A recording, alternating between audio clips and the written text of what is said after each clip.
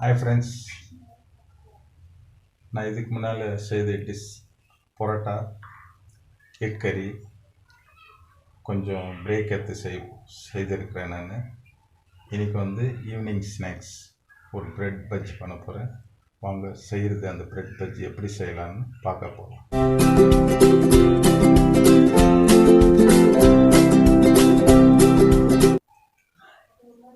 Bread bajji செய்கிறதுக்கு bread cut பண்ணி எடுத்துருக்கேங்க.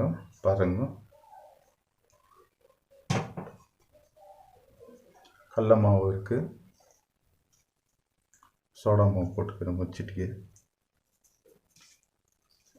தேவையான உப்பு,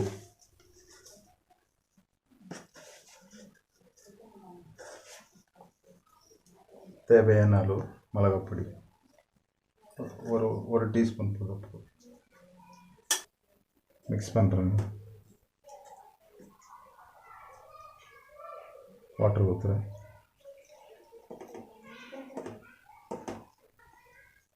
கொஞ்சம் ரெசிபியாக வரத்துக்கு அரிசி மாவு போட்டுக்குங்க.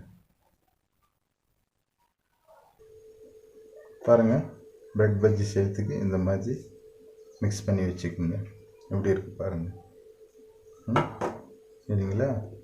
ஒரு 5 நிமிஷம் கழிச்சு நம்ம பிரெட் பஜ்ஜி ஸ்டார்ட் பண்ணலாம். 5 minutes later. ஃப்ரெண்ட்ஸ், ஸ்டார்ட் பண்ண போகிற பஜ்ஜி